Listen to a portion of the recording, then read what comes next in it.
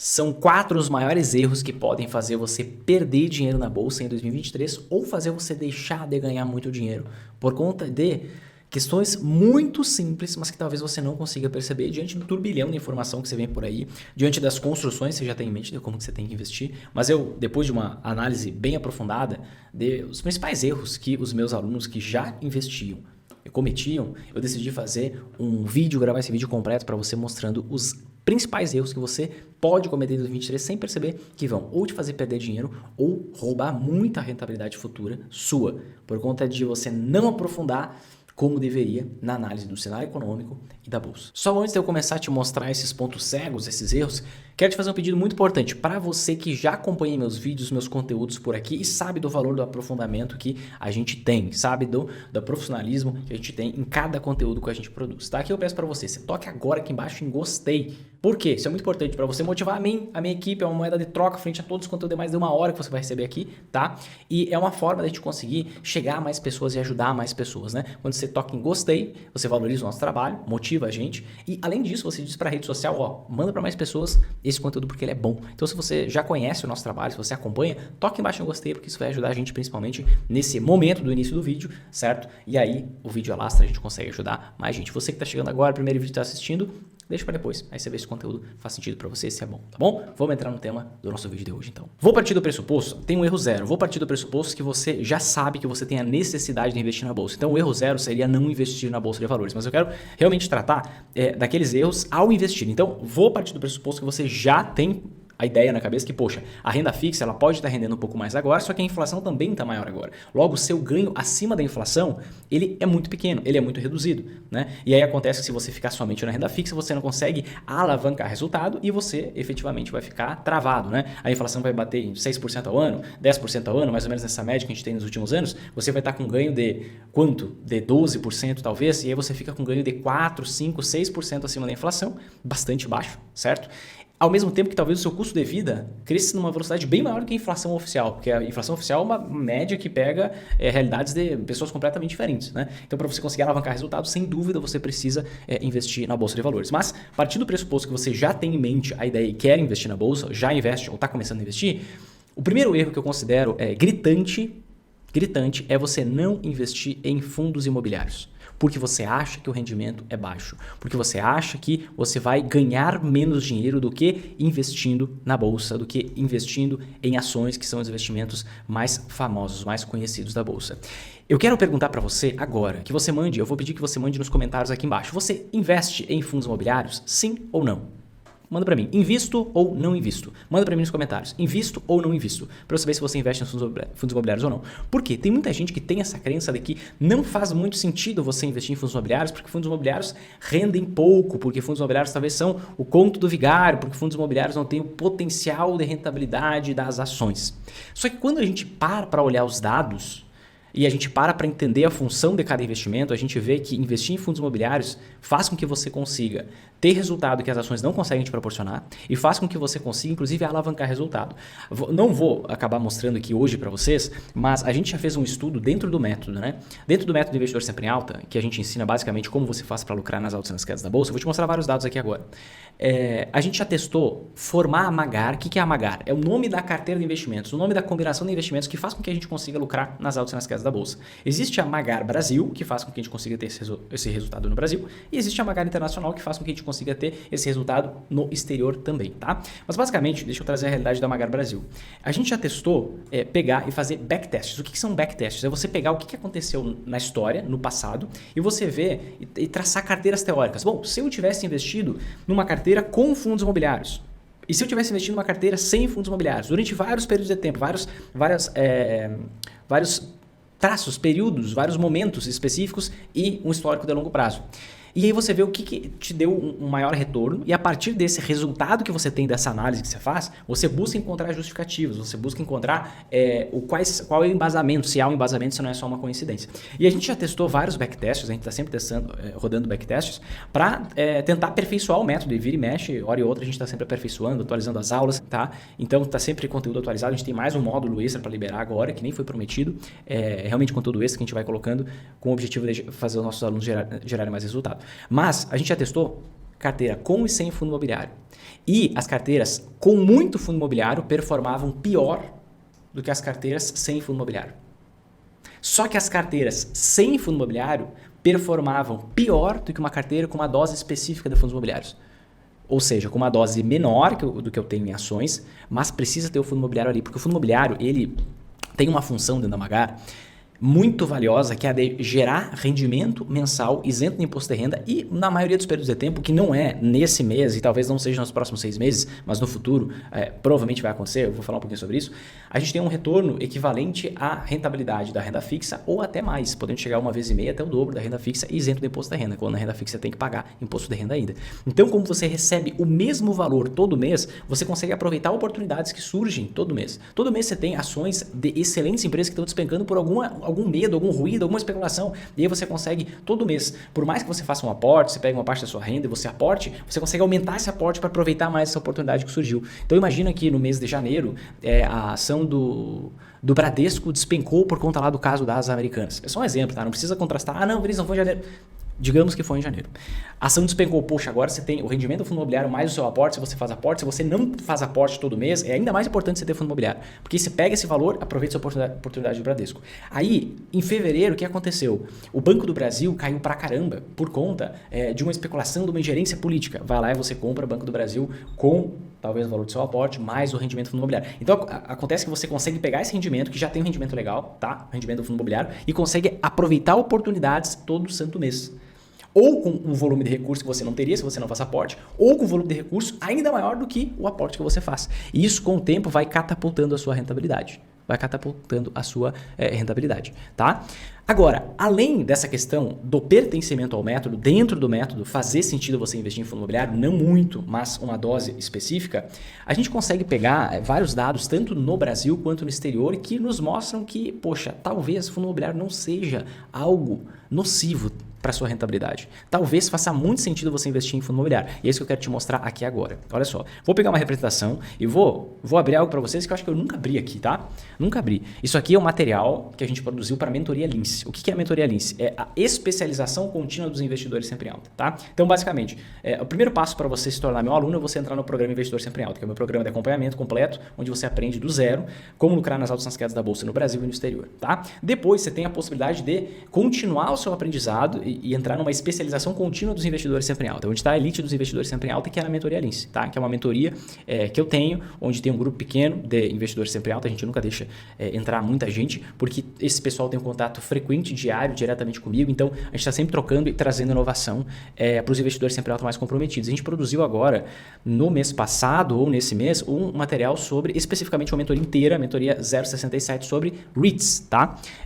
Sobre REITs. E o que são os REITs? Os REITs são os primos dos fundos imobiliários. Não são os irmãos, não são fundos imobiliários americanos, são estruturas completamente diferentes. Os REITs, eles são empresas que têm mais de 70% da sua receita vindo do mercado imobiliário e seguem diversos outros requisitos, certo?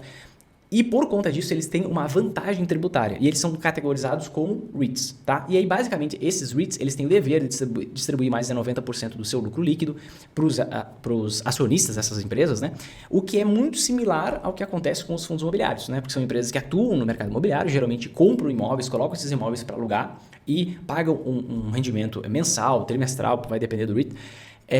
Então eles, inclusive, quando foi formado toda a estrutura jurídica dos fundos imobiliários lá na década de 90, talvez vocês conheçam fundos imobiliários há muito pouco tempo, e realmente eles foram se popularizar, o primeiro fundo aberto foi em 99, em 96 foi o primeiro fundo fechado, mas foi lá na década de 90 que surgiram os fundos imobiliários, e eles surgiram muito embasados e inspirados nos REITs, né? Que é a principal referência de investimento no mercado imobiliário, de investimento financeiro no mercado imobiliário, tá?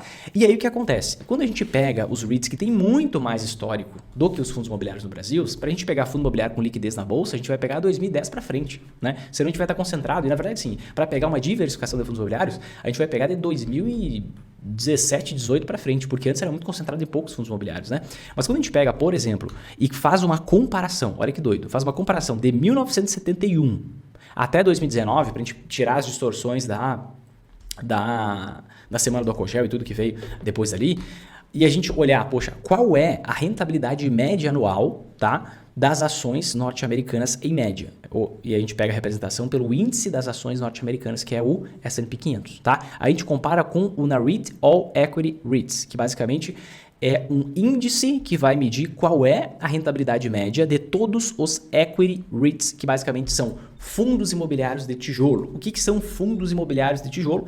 Basicamente, a gente está falando de fundos imobiliários que investem em imóveis físicos, né? E a gente tem aqui os mortgage REITs, que basicamente seriam equivalentes a fundos imobiliários de papel, ou seja, aqueles fundos imobiliários que não compram imóveis físicos e colocam para alugar. Eles investem em investimentos atrelados ao setor imobiliário. Compram CRIs, compram LCIs, compram ações de empresas ligadas ao setor imobiliário e tudo mais, tá? E o que a gente viu acontecer de 1971 até 2019? Porque em 1971, desde o momento que o ouro começou a oscilar livremente, a gente teve uma grande mudança da economia americana, então a gente pega um período aqui específico de mais liberdade econômica, tá? E de uma mudança do padrão monetário que aconteceu lá nos Estados Unidos. O que a gente vê acontecendo? No longo prazo, a gente vê fundos de papel rendendo muito pouco. Um investimento de $100, investimento único de $100 em 1971 se transformou em apenas 1.400, tá? Quase 50 anos depois, 48 anos depois. O investimento em ações nos Estados Unidos, você teve uma multiplicação aqui por 30 vezes, poxa, aqui foi por 14 vezes nos mortgage REITs, que seriam os equivalentes aos fundos imobiliários de papel, tá? Aqui nas ações você teve uma multiplicação por 30 vezes, você foi lá para 3.163, mas olha que louco, quando a gente pega os equity REITs, tá? Que a gente está olhando só para os fundos imobiliários de tijolo, ou seja, para o mercado de imóveis físicos, a gente vê que $100 se transformaram em $21 mil. Então, é uma multiplicação muito maior do que no S&P 500, do que das próprias ações americanas. E o que a gente percebe?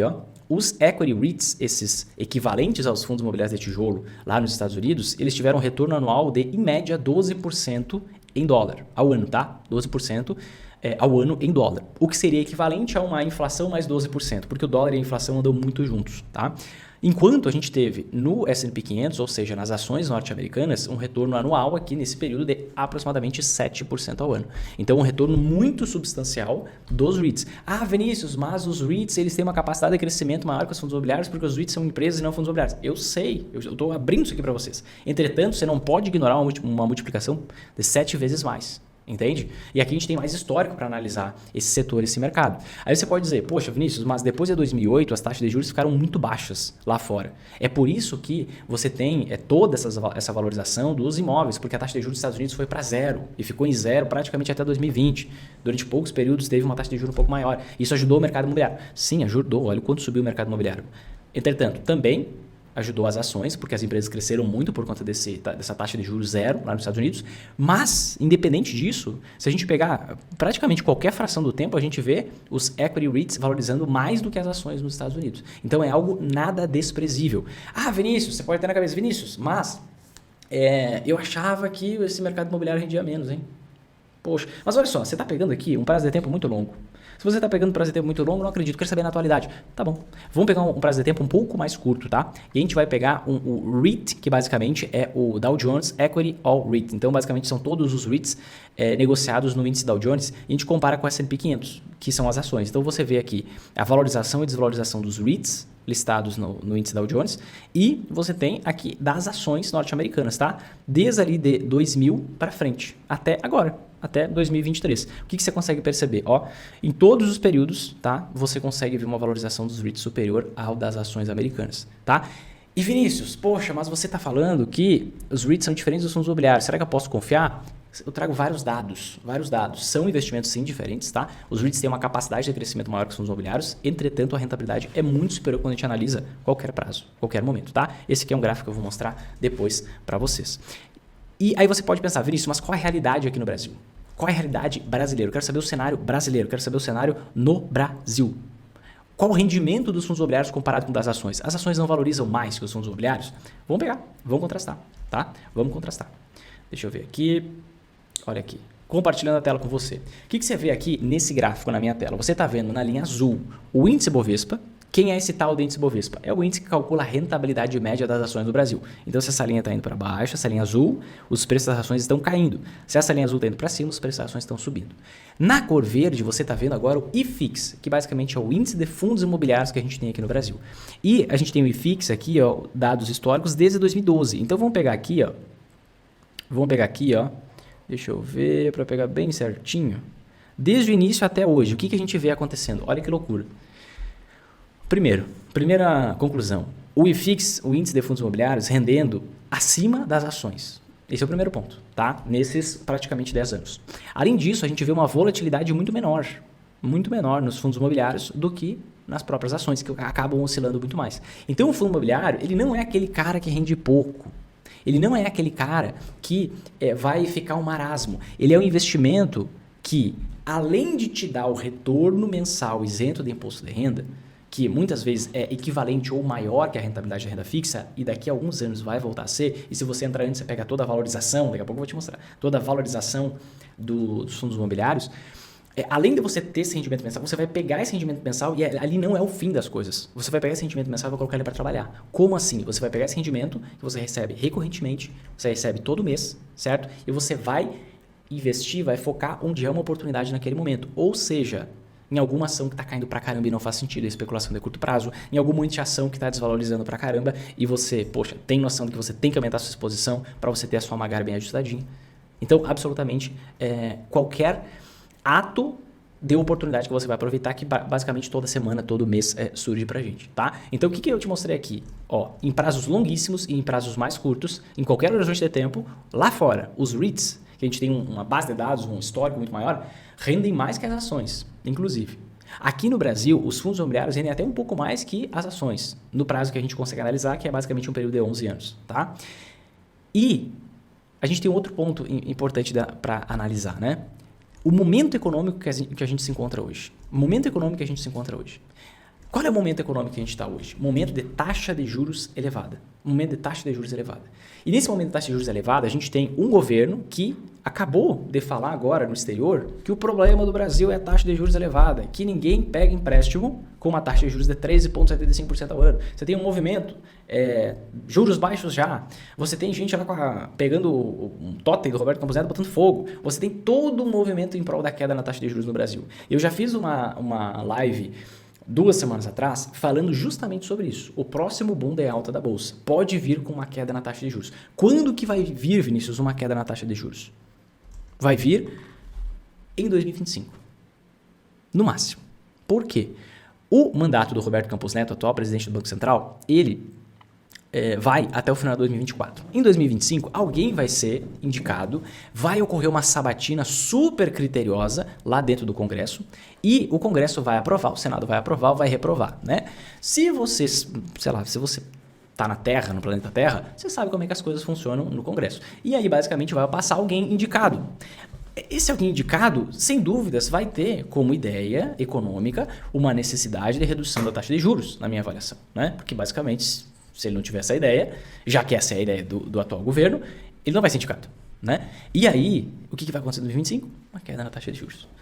Poxa, por que vai cair a taxa de juros? Qual é o embasamento para isso? Gente, isso se cria uma narrativa. É só mostrar, poxa, a gente está sempre sem conseguir cumprir a meta da inflação.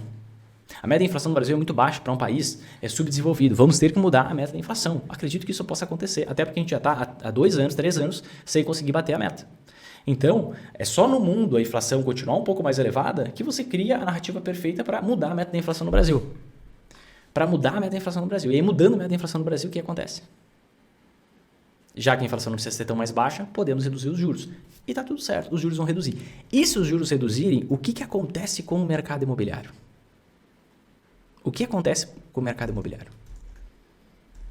Explode, estoura. Por quê?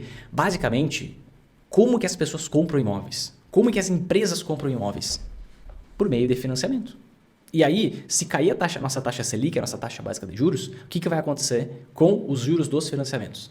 Sem dúvida, eles vão cair junto. Se os juros caírem junto, o que vai acontecer? Todas aquelas pessoas represadas com o sonho da casa própria, elas vão começar a ir às compras. E elas começando a ir às compras, o que vai acontecer? Os preços dos imóveis começam a disparar. Foi exatamente isso que a gente viu acontecer com o IFIX na última queda na taxa de juros. E é isso que eu quero mostrar para você. É essa correlação que eu quero mostrar para você. Olha só, eu vou pegar aqui na minha tela, vou até mostrar para você eu montando aqui. Vamos colocar aqui, Interest Rate Brasil, que é a nossa taxa básica de juros aqui no Brasil, tá?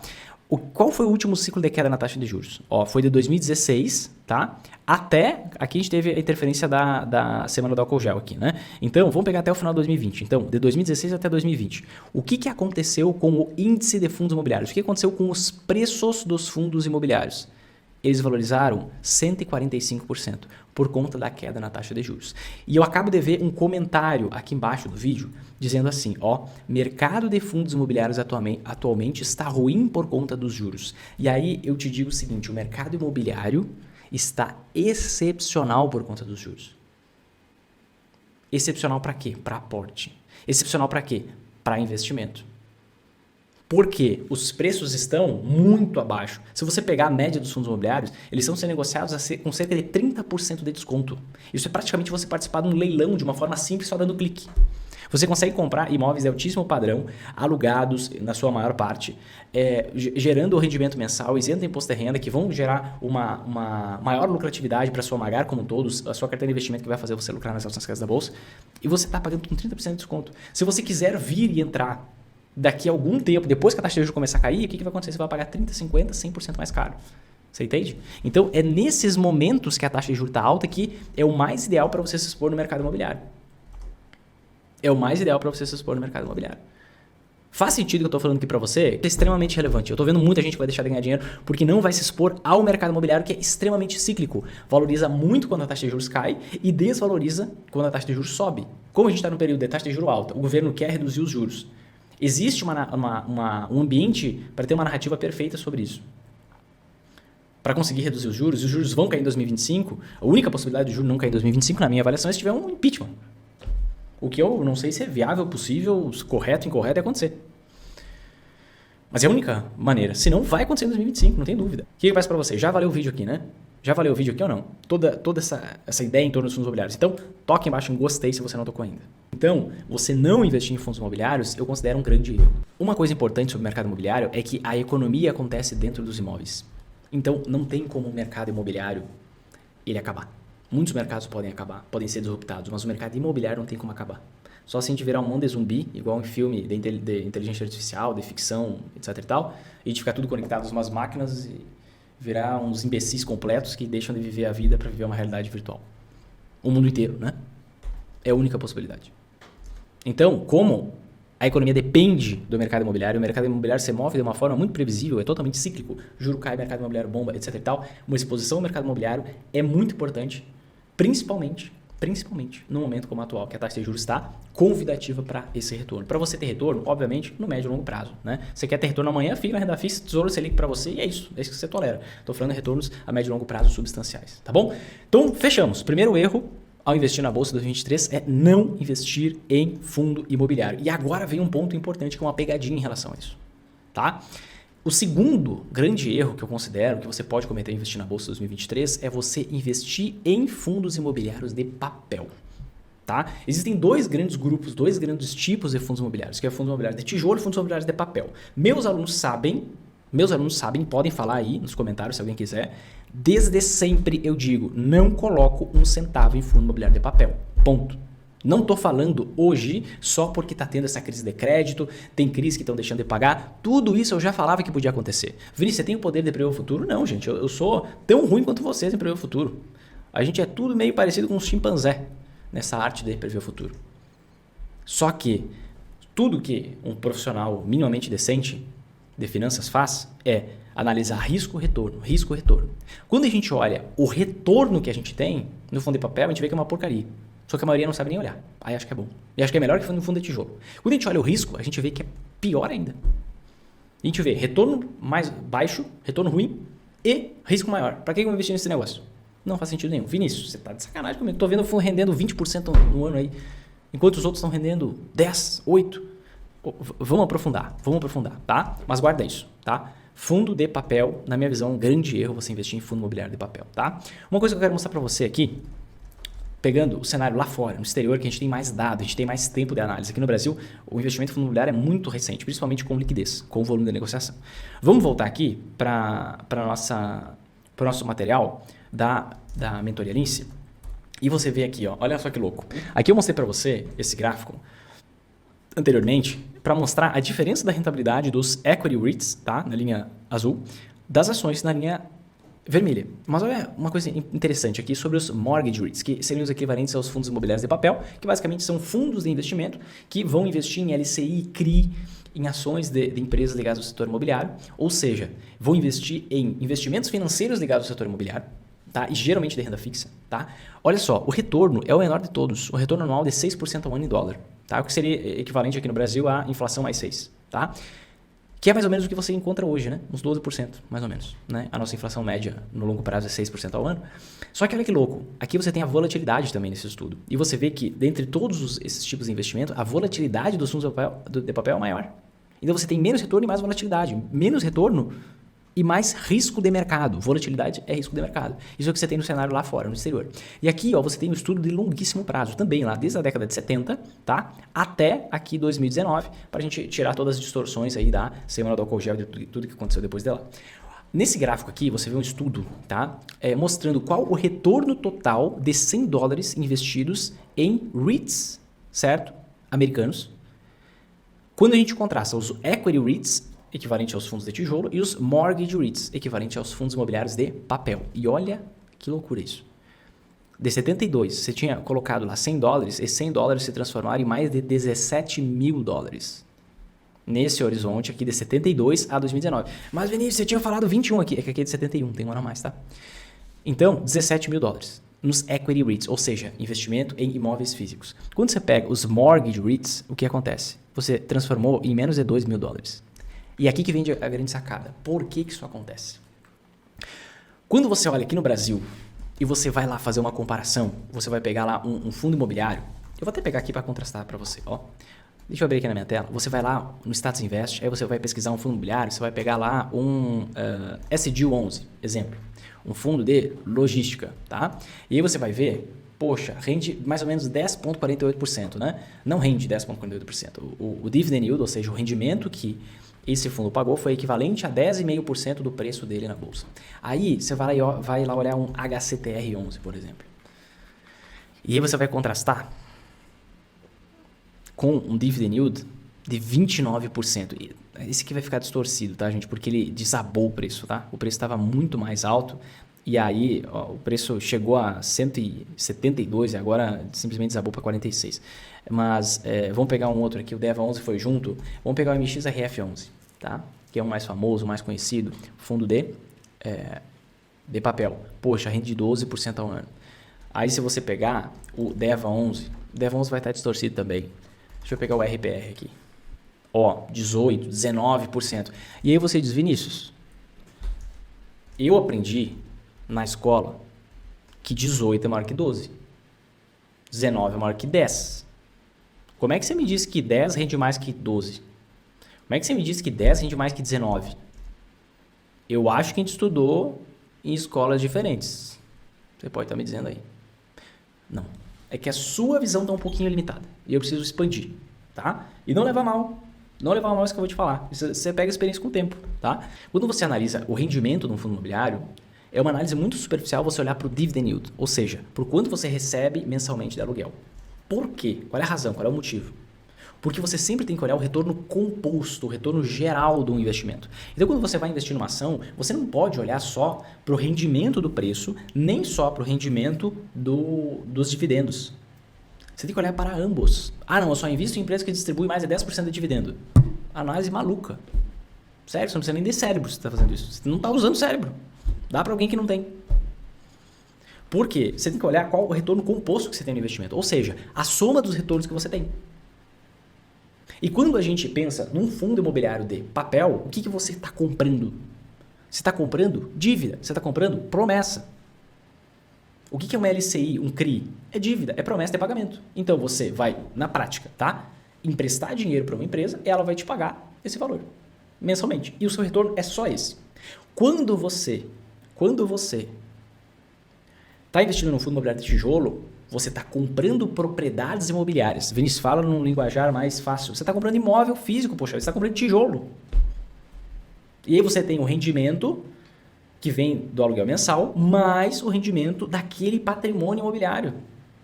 No Brasil, historicamente, os imóveis valorizam cerca de inflação mais 1,23%. ao ano. Então, na verdade, o que você ganha não é ali, por exemplo, nessa deal, 10,5% ao ano. Você ganha inflação mais quase 12%. E você não corre o risco de uma empresa deixar de pagar o que aconteceu com o HCTR, várias empresas deixarem de pagar a dívida que elas têm com você porque a empresa faliu. E o que acontece se uma empresa vai à falência e você emprestou dinheiro para essa empresa? Você pode ter uma perda permanente de capital. Ou seja, o preço lá da cota do HCTR, que chegou a R$170, agora está 45, pode não voltar mais. Por quê? Se essa empresa quebrou, você vai ter que recorrer, entrar na massa fria da empresa, receber uma parte, talvez a cota volte para R$80, mas talvez nunca mais a 170. Quando você investe em um fundo imobiliário de tijolo, por exemplo, exemplo do BTRA, que no meio do ano passado, um inquilino, é um DTRA, tá? De fazenda. Um inquilino, ele foi à falência, na verdade ele entrou em recuperação judicial e deixou de pagar o arrendamento daquela fazenda. O que acontece se essa empresa quebrar? Essa empresa vai sair daquele imóvel, daquela propriedade, e outra pessoa vai entrar e vai alugar aquela propriedade. A queda no preço da cota do fundo imobiliário vai voltar naturalmente quando a situação ajustar, porque o patrimônio continua ali. Só que quando você investe no fundo de papel, o patrimônio pode ser perdido, ou pelo menos a maior parte dele. Então, você tem um risco muito maior investindo em fundo imobiliário de papel e você tem um potencial de retorno menor, porque você só consegue ter lucratividade com fundo de papel enquanto a economia está bem. Se a inflação estourar, se a taxa de juros ficar muito alta, essas empresas podem quebrar e você pode perder muito dinheiro. Só que se vier uma inflação muito grande, o que acontece com os fundos imobiliários de tijolo? Eles corrigem com base na inflação com o passar do tempo. Historicamente, isso a gente pega no Brasil, pega em qualquer lugar do mundo. Imóveis rendem mais do que a inflação. Pode ser um pouco mais, pode ser um pouco menos, mas rendem mais que a inflação, inclusive nos Estados Unidos. Então, um período inflacionário, momentaneamente, na hora, nos dias, nas semanas, quando a inflação está acontecendo, é ruim para qualquer coisa, para qualquer investimento relacionado ao mercado imobiliário.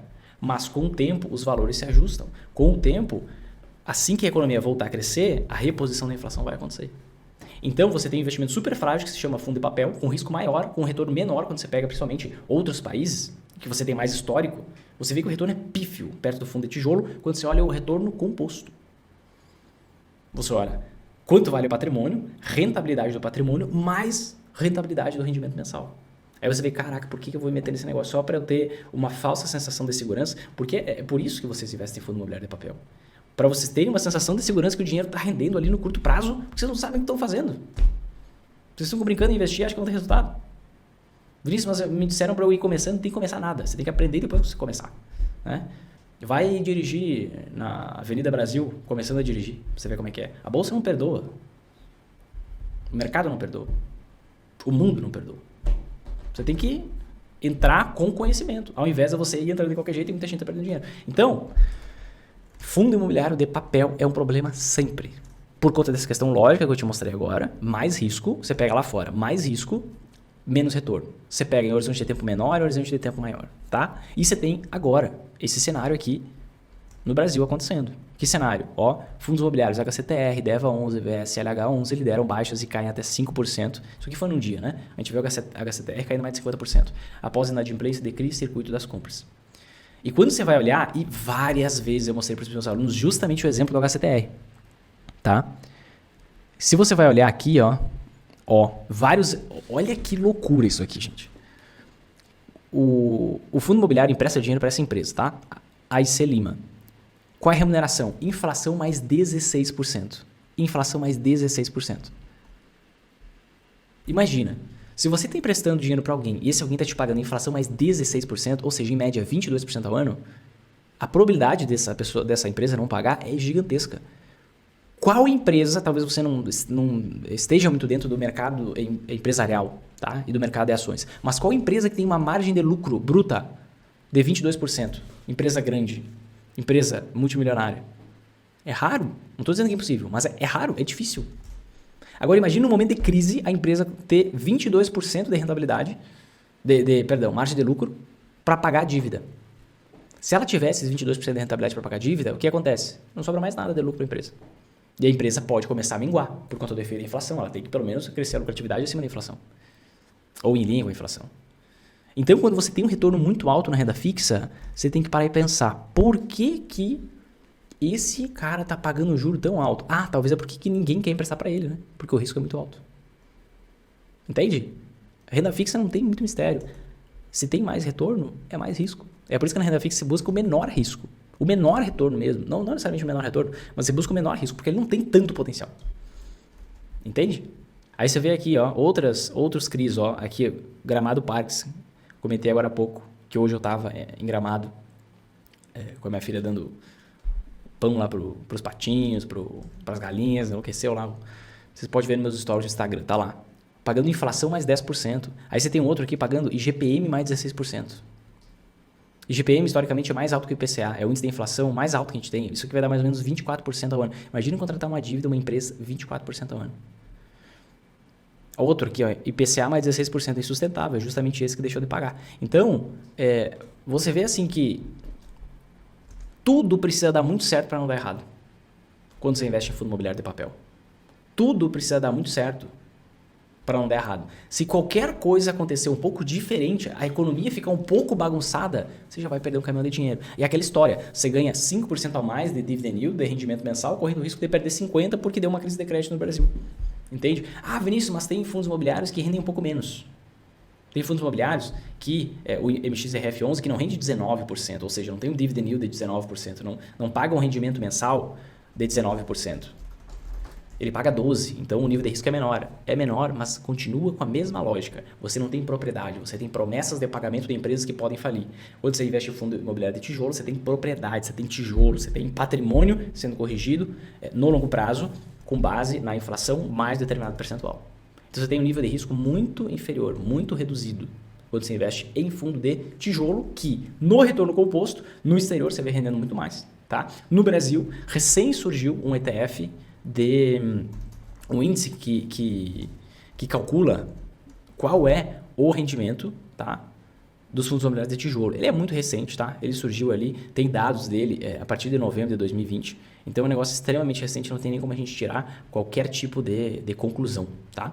Absolutamente não tem como a gente tirar qualquer tipo de conclusão. Mas com o tempo a gente vai conseguir ver o que rende mais, se tijolo ou se papel, por enquanto a gente precisa pegar esses dados no exterior para a gente realmente ver se faz sentido você investir em papel ou em tijolo, e os dados no exterior diz que tijolo você tem mais retorno com menos risco de mercado, com menos volatilidade. Ou seja, não tem muito cabimento você investir em fundo imobiliário de papel. Mais um erro, temos mais 2 erros e o erro bônus, que é o erro mais importante, que eu vou te mostrar, que é só para quem ficar até o final, tá? Terceiro grande erro que você pode cometer ao investir na bolsa em 2023, que na minha visão é você não investir em anti-ações. Como assim, Vinícius, anti-ações? Vamos lá. Anti-ações são investimentos que valorizam muito, pelo menos 3 vezes mais que a queda das ações quando elas caem. Tá? E você pode estar com uma visão de, poxa, Vinícius, eu já vi você falando em alguns vídeos que a taxa de juros pode cair em 2025 e os investidores se anteciparem e começarem a comprar ações antes, porque o ambiente de negócios vai melhorar em relação a crédito, em relação à taxa de juros. Então as ações podem explodir, as ações têm um grande potencial de rentabilidade. Eu já vi várias pessoas mostrando, já vi você mostrando esse gráfico aqui na tela, que mostra o histórico do preço sobre o lucro na bolsa. Então o preço das ações na bolsa muito baixo em relação ao lucro que as empresas geram, em patamares que a gente só viu similares lá em 2008, depois da grande queda do estouro da bolha imobiliária americana, lá em 2002, depois da grande queda que aconteceu em virtude do estouro da bolha das empresas de tecnologia nos Estados Unidos. E aí eu tenho esse pensamento de investir somente em ações, e esse é um outro grande erro que você pode cometer, que é você não investir em anti-ações. Vinícius, o que são anti-ações? Eu acho que imagens falam mais do que 1000 palavras. Então, deixa eu mostrar aqui para você uma coisa, tá? Já te comentei que anti-ações são investimentos que se valorizam muito quando as ações caem, tá? Então, deixa eu pegar alguns momentos aqui da história, tá? Eu quero mostrar para você o poder das anti-ações. Vamos pegar aqui, ó, essa queda aqui de 2000 até 2002. O que aconteceu aqui, ó? Aqui você está vendo na minha tela, tá? O índice Bovespa, que é um índice que calcula a rentabilidade média das ações aqui no Brasil. Quando ele está indo para baixo, significa que os preços das ações estão caindo, estão desvalorizando. Quando está indo para cima, significa que os preços das ações estão valorizando. Se você tivesse investindo em ações nesse período, você estaria tendo, no intervalo de 1, 2, 3 anos praticamente, uma queda acumulada de mais da metade do seu patrimônio, 53%. Você estaria perdendo 53% do seu dinheiro, certo? Investindo em ações. Só que existem 2 grandes grupos de anti-ações, tá? O primeiro grande grupo de anti-ações são moedas fortes. Certo? Quando a gente tem as ações desvalorizando aqui no Brasil, talvez você saiba, talvez não, mas metade de todo o dinheiro investido em ações aqui no Brasil é de investidores estrangeiros, não é de investidores locais, investidores brasileiros, investidores institucionais, não, é investidor estrangeiro. E aí o que acontece? Quando você tem esses investidores estrangeiros olhando para o Brasil, poxa, uma super oportunidade de investimento no Brasil, eles entram com o seu dinheiro aqui no Brasil, certo? E vão comprar ações. Por isso, a cotação que você vê, principalmente a cotação do dólar, que é hoje a moeda mundial, você vê a cotação do dólar caindo e as ações subindo. Quando você tem as ações caindo, o que está acontecendo? Muitos investidores estrangeiros estão tirando o seu dinheiro aqui do Brasil. Por quê? Poxa, eles vão vender as ações e vão ficar fazendo o quê com o seu dinheiro? Vão investir em renda fixa para ganhar 10% ao ano, 15% ao ano, correndo o risco do dólar disparar 15% ou desabar 15% em uma semana, duas? Pouquíssimos deixam o seu dinheiro no Brasil. Então, eles tiram o seu dinheiro, eles vendem ações, tiram seus dólares, os seus euros, seja lá a moeda que for, eles tiram o seu dinheiro, qualquer moeda que for, do país. E aí, quanto que vale o dólar? O que define a cotação do dólar? Entrada e saída da moeda aqui do nosso país. Entrada e saída da moeda do nosso país. Tá? É o regime de câmbio flutuante. O fluxo cambial é o que define a cotação da moeda. Tá? Então, a gente tem essa contraposição das ações em relação às moedas fortes, sendo a principal representação que a gente tem o dólar, basicamente porque é hoje a moeda mundial, mas isso acontece com todas as moedas fortes, tá? Então a gente vê isso acontecendo. E tem uma outra antiação que são, basicamente outras antiações que são metais preciosos. Em momentos de crises internacionais, não adianta muito, pensa comigo, não adianta muito o investidor estrangeiro tirar o seu dinheiro do Brasil, deixar de investir em ações do Brasil e investir em ações de outro país, porque está tudo caindo. Então ele busca metais preciosos, sendo a principal representação o ouro, o que tem o maior histórico de rentabilidade, o mais buscado, o mais procurado é o ouro, em qualquer período de tempo que você pegar de longo prazo. E você vê esses investidores migrando parte do seu dinheiro para reservas de valor, como metais preciosos, como o ouro. E é por isso, por que eles migram para o ouro? Porque basicamente eles querem manter o dinheiro que eles têm. Eles não querem multiplicar nesses momentos, eles querem manter. E aí, quais são as 3 reservas de valor clássicas que você tem no mundo? Você tem imóveis, você tem terras e você tem ouro. Imóveis, terra e ouro. Só que imóvel e terra você não consegue vender rápido. Ouro você consegue. Em um dia, em cliques, em segundos, você consegue. Então, uma parte do dinheiro ele quer liquidez, ele quer deixar à disposição para quando ele considerar que, poxa, agora a economia vai virar, quero investir em ações nesse país, nesse outro aqui. Aí ele pode vender o ouro e investir em ações rapidamente. Com terra e com imóvel, ele demora muito tempo para conseguir fazer isso. Né? Demora muito mais para você conseguir se desfazer, para você conseguir vender. Então, a gente tem moedas fortes, que são anti-ações, e você tem metais preciosos, que são anti-ações. Quais são as principais representações? Aquelas que lideram hoje, como por exemplo o dólar e como por exemplo o ouro. Mas qualquer moeda forte, coroa sueca, dólar canadense, euro, tudo isso vai ser anti-ação. Vai ser melhor, pior, você pode investir numa cesta, você pode investir só na líder atual, não tem problema. Você pode investir só em dólar, por exemplo. Metais preciosos, você vai pegar ouro, prata e demais, os que tem mais liquidez são essas duas, mas e demais metais preciosos, tudo vai servir como anti-ação, mas o principal vai ser o ouro. E o que acontece? Quando você vê aqui o que aconteceu com as ações de 2000 a 2002, claramente as ações desabaram. Se você tivesse investido aqui em anti-ações, você estaria perdendo de um lado 53% e estaria ganhando do outro lado 137% e 150%. Quando a gente olha para a próxima queda da bolsa, queda estrutural, você vê aqui, entre 2008 e 2016, ações desabando 48%. Você vê as anti-ações valorizando aqui, 150% e a outra 230%. Imagina, quem está aqui fica 9 anos perdendo dinheiro, perdendo metade do seu dinheiro, perdendo tempo de vida e dinheiro. Quem investe em anti-ações está em paz, está tranquilo. Ah, Vinícius, e agora? Porque agora o C19 mudou tudo, né? A semana do álcool gel fez tudo mudar, né? Agora é diferente, vocês têm essa cabeça. Agora é diferente. Olha aqui, ações menos 10, 2020 para frente. Anti-ações, você vê o quê? Mais 24 e mais 51. Né? As anti-ações sempre sobem muito mais que a queda das ações quando elas caem. Não vou explicar tudo sobre anti-ações aqui agora. Tá? Depois a gente pode fazer um vídeo específico sobre anti-ações. Mas não investir em anti-ações te deixa muito frágil. Por quê? Uma coisa eu aprendi nessa vida de investimento. Fundo do poço tem porão. Fundo do poço tem porão. Não é porque as ações estão baratas que elas não podem ficar muito mais baratas. Não é porque a crise parece que já está ruim que não possa piorar. né? Inclusive tem aquela frase motivacional. Eu acho muito legal um Instagram, eu vou comentar aqui, que chama Coach de Fracassos. Alguém aí conhece esse Instagram? Eu acho muito legal aquelas frases lá. Porque é real, né? Tem que encarar algumas coisas da vida, mas é claro que eles exageram, né? Mas nada tá tão ruim que não possa piorar. Essa crise de crédito pode aumentar. O Roberto Campos Neto, ele pode querer aumentar a taxa de juros, né? Ao invés de ele manter estacionado, ele pode, e ele inclusive falou agora, pouco tempo atrás, que a inflação vai cair até junho, na cabeça dele até uns 13,5%, vai cair muito mais, e depois vai voltar a subir. Então, se essa inflação voltar a subir, ele pode aumentar a taxa de juros. E se aumentar a taxa de juros, as ações vão cair ainda mais. Então, se você não quer ter um custo de oportunidade muito grande, o que se faz? Você também investe em anti-ações. Vinícius, você falou que a taxa de juros pode cair no Brasil e as ações valorizarem por conta disso. Sim, no curto prazo, no intervalo de 1, 2 anos, 3 anos no máximo. Eu não consigo ver o Brasil disparando para ter uma década de valorização das ações, porque a gente não tem estrutura econômica para isso. O nosso PIB, já mostrei em outros vídeos, a nossa capacidade de produção no Brasil está no nível máximo. Está no nível máximo, a nossa indústria está destruída. Você não tem segurança jurídica, você tem uma dificuldade na questão tributária gigantesca. Você tem o Estado inchado. Você tem congressos judiciários mais caros do mundo. Você tem um monte de mazela no Brasil. Então você não tem uma estrutura para crescimento estrutural. Então você pode ter uma grande porrada, uma grande valorização e depois eu não vejo outro caminho a não ser para baixo. Então você tem que ter anti-ações nesse período. Tem que ter anti-ações nesse período, porque você não sabe quando é que o negócio vira de volta, seja para cima, seja para baixo. Sempre ter as anti-ações, por quê? Nada tá tão ruim que não possa piorar. E surpresas acontecem. A gente nunca conseguiu prever uma virada na bolsa.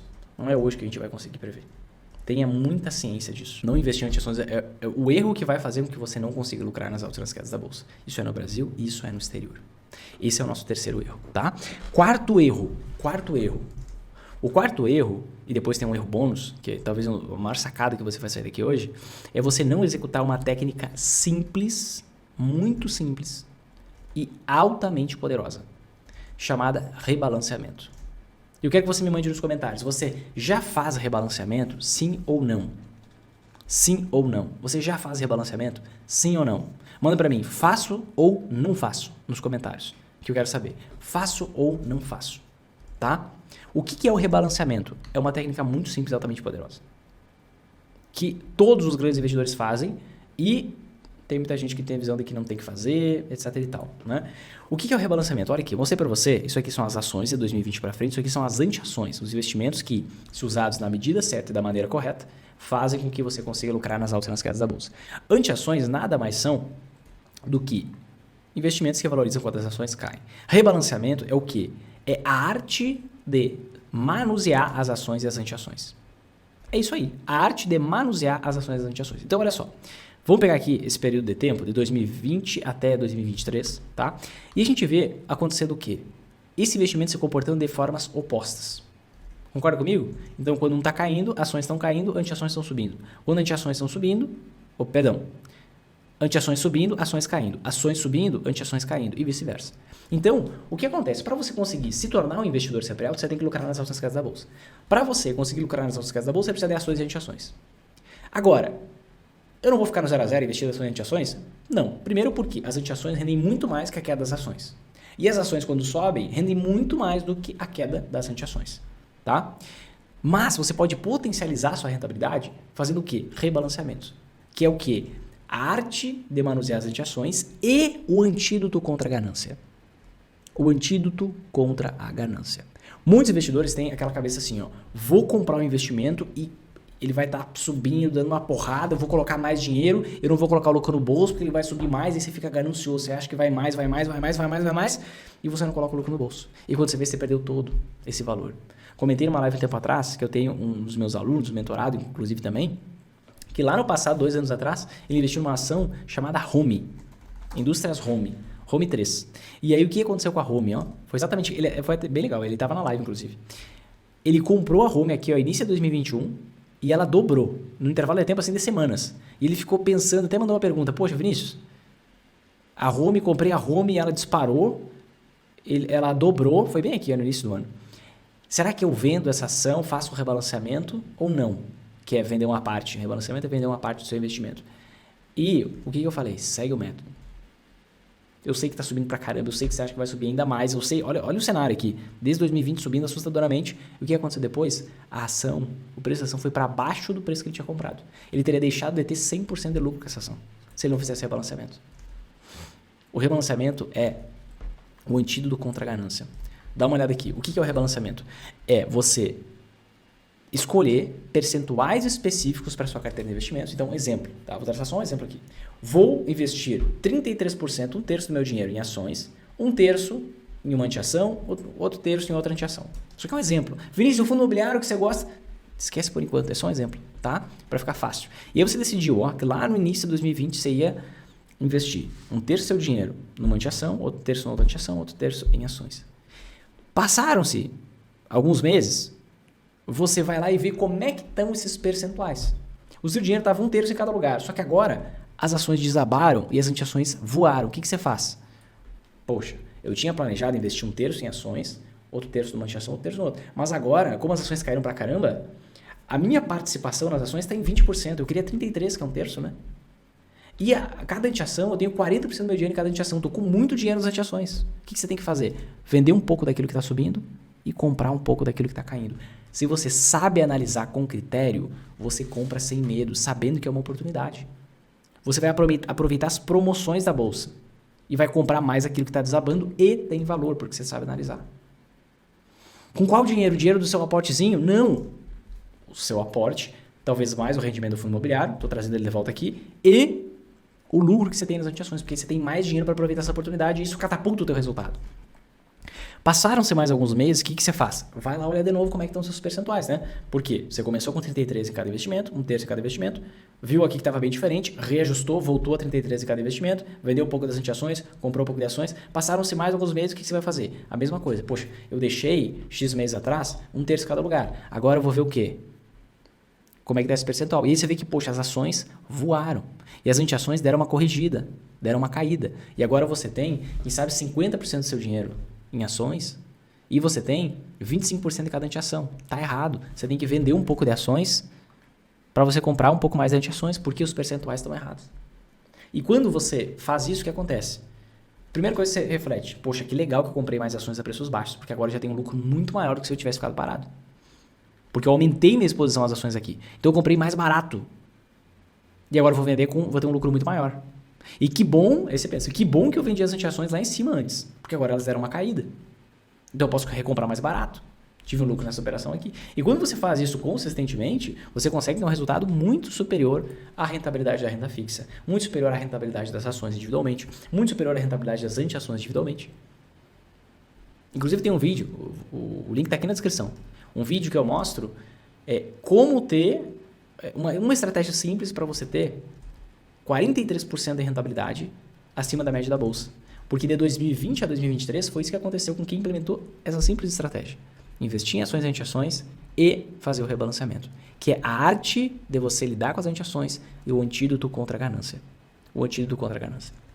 Nunca ignore essa técnica simples e poderosa, que se chama rebalanceamento. Isso todo grande investidor fala e muita gente não enxerga. Muita gente não percebe a necessidade disso. Isso é a arte de colher os seus lucros. Porque o seu lucro pode ir embora, como foi no caso da Home ali do Bruno. E se ele não tivesse colhido, basicamente ele teria deixado de ter todo aquele lucro.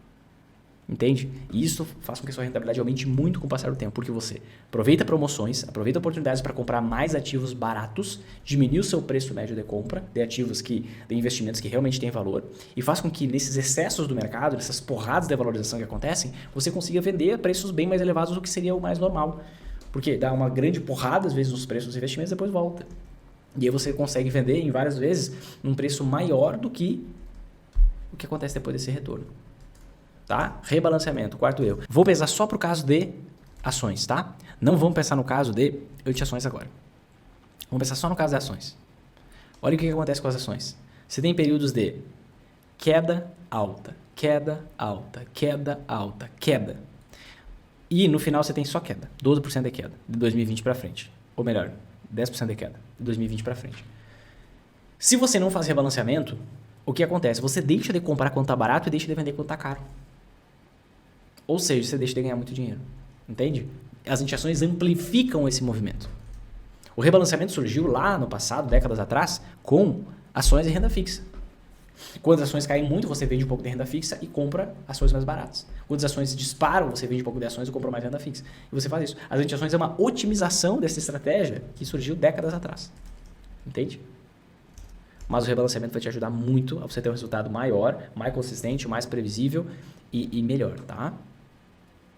E o nosso quinto erro, vamos para o quinto erro, bônus. Isso é ensinamento do Benjamin Graham. Eu quero te fazer uma pergunta. Você sabe quem é Benjamin Graham? Benjamin Graham é um professor do Warren Buffett. Quem é o Warren Buffett? Warren Buffett é o maior investidor de todos os tempos. É um investidor que tem mais de 100 bilhões de dólares hoje investido. E basicamente, o professor dele tem algumas regras quantitativas. Ele olha muito para os números das empresas e o Buffett, quando tinha até uma rentabilidade maior, ele fazia muito isso também. Hoje não é mais o Buffett que toca os investimentos dele, são outras pessoas, mas ele tem uma regra de ouro que realmente é muito difícil de falhar. E a gente tem a possibilidade hoje de seguir essa regra. E eu considero um erro crasso, gigantesco, você não seguir essa regra do Benjamin Graham, que é o professor do Warren Buffett. Que é você investir em boas ações de setores previsíveis com um preço em relação ao patrimônio da empresa defasado. O que seria um preço em relação ao patrimônio da empresa defasado? É o que eu vou te mostrar na minha tela agora. Eu só quero antes introduzir para você um indicador que talvez você ainda não conheça, que é um indicador chamado PVP. O que é esse indicador chamado PVP? O indicador PVP, ele compara o preço que uma empresa está sendo negociada na bolsa com o quanto vale o patrimônio daquela empresa. O quanto vale o patrimônio daquela empresa. E aí, deixa eu pegar um caso aqui para você. Tá? Digamos que você entre no site Status Invest, tá? E você vem aqui em ações e vem aqui em busca avançada. Olha que sacada, busca avançada. Segundo a regra, aqui você pode ordenar as empresas por PVP, que é esse indicador que eu estou te falando, ó, que é o preço da ação, ou seja, o preço que a empresa está sendo negociada na bolsa, dividido pelo valor patrimonial por ação, ou seja, o preço da empresa na bolsa dividido por quanto vale o patrimônio daquela empresa. Tá? Que esse valor do patrimônio ele é calculado por meio de auditorias. Tá? Acontece cada 6 meses a cada ano. O Benjamin Graham tinha uma regra de que é muito difícil você ter algum problema se você investir numa empresa que tenha um PVP abaixo de 0,70. Ou seja, uma empresa com 30% de desconto, pelo menos, em relação ao quanto vale o seu patrimônio. Se você pegar e colocar aqui no Status Invest, você entrar no busca avançada e pedir, eu quero só empresas que tenham um PVP de 0 a 0,70. Você vem aqui em buscar. O que vai aparecer para você aqui?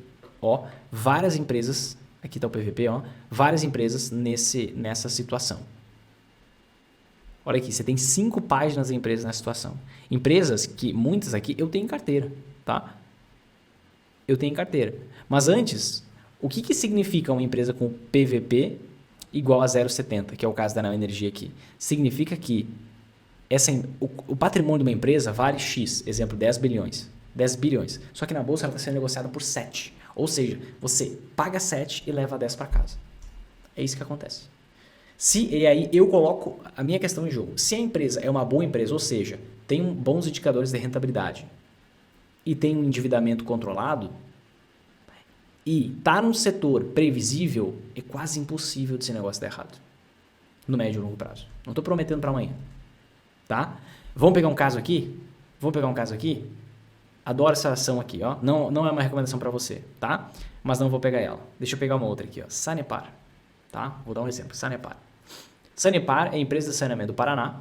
É uma empresa que, para quem gosta dos dividendos, da renda passiva, distribui, em média, quase 7% de dividendos ao ano. Tá com PVP de 0,65. É uma empresa que cresce o lucro quase 11% ao ano, tem uma margem de lucro bastante elevada, tem um endividamento bem controladinho, você consegue ver nos indicadores, e está num setor de saneamento. Então, poxa, muita coisa você pode deixar para depois, você pode deixar, vou comprar uma roupa nova, vou comprar um computador novo. Agora, água você tem que tomar todo dia, senão você morre. E ela tem concessão, e ela até pode ser privatizada, então tem mais um gatilho de potencial valorização. É muito difícil que esse negócio não vai valorizar muito no médio e longo prazo. Tá? E o que eu quero te passar aqui, que seria um grande erro, é você não necessariamente buscar as abaixo de 0,70. Mas comece com 0,70. Depois você vai para 0,80. Depois você vai para 0,90. E aí você vai indo. Uma empresa com esse indicador abaixo de 1 tem alguma coisa estranha. Tem alguma coisa estranha. Ela está muito barata. E é muito difícil dar errado, claro, se não for uma pegadinha. E aí você tem que ter conhecimento sobre as empresas. Eu dou um caso sempre para os meus alunos sobre a Eucatex. Eucatex é uma empresa que você vai olhar, poxa, Vinícius, mas olha só o PVP 0,41, olha que oportunidade, que maravilha, meu Deus, que loucura. Só que aí você abre aqui para ver a dinâmica desse indicador, você vê que historicamente é abaixo de 1.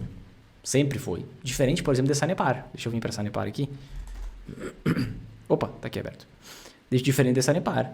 Sanepar, ó, já foi 1,5, já foi 1,72, 1,09, 1,14. Mas o que acontece com a Eucatex? Você lembra de um cara chamado Paulo Maluf?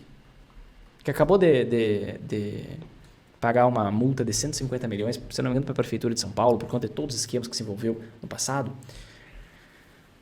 A família Maluf é dona da Eucatex. Então ninguém confia, por isso que ninguém paga o preço do patrimônio da empresa, porque talvez surja mais uma multa multimilionária, bilionária, sei lá, e realmente a empresa vai se definhar. Mas não é o caso de várias empresas. Então você não pode cair em ciladas, como a Eucatex, por exemplo.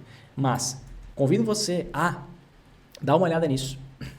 Eu considero um grande erro você ignorar essas ações dadas de baratas que você consegue enxergar na bolsa. Se você pegar aqui, ó, vou até fazer uma outra coisa para você. Vou jogar aqui em busca avançada e vou colocar aqui, ó, PVP até 0,99. Vou deixar bem flexível e você vai ver várias empresas que estão dadas de baratas na bolsa. Várias. Olha só, Vivo, setor altamente previsível. Você pega aqui Copel, energia elétrica, né? Vivo, é telecomunicações. Aí você vai encontrar outras empresas aqui, ó, Banco Pan-Americano. Tem que analisar todo o resto, tá, gente? Isso aqui é o início. Bradesco, Bancão, setor bastante previsível também, é o setor financeiro. Você pega Copasa, outra empresa de saneamento, ó, com PVP igual a 0,86, com desconto. Você pega, ó, tem a Eletrobras aqui, tem CESP aqui de energia, tem Camil aqui de alimentos, tem a Lupar aqui, ó, de energia elétrica. Você tem até de construção, Banco do Brasil, banco gigantesco, PVP 0,76. Então você ignorar essa regra clássica da investimento é você perder dinheiro ou você deixar de ganhar muito dinheiro nos próximos anos. Tá? Por quê? É muito difícil o negócio dar errado quando você tem um grande desconto em relação ao quanto vale aquele patrimônio. E a empresa é uma boa empresa e ela está no setor previsível. E aí, fez sentido para você? Esse vídeo te ajudou de verdade? Então faça o seguinte, toque embaixo em gostei se você ainda não tocou e me diz nos comentários o que você acha. Eu tô com uma ideia de fazer um outro vídeo, uma complementação desse, mostrando para você 4 sacadas práticas para você conseguir lucrar no médio e longo prazo investindo na bolsa que você pode implementar agora, já se preparar para essa lucratividade futura. Manda para mim nos comentários se você gostou da ideia, só fala gostei, não gostei. Se você gostou do estilo desse vídeo, acho que você vai gostar desse próximo também, que talvez vamos fazer. Se a gente tiver bastante comentário, vamos fazer sim, porque eu quero te ajudar a você ser mais assertivo nos seus investimentos, tá bom? Então, clique embaixo em gostei, manda seu comentário, se inscreve no canal, ativa o sininho, faz todo esse processo. Eu te vejo no próximo vídeo. Um grande abraço e até mais.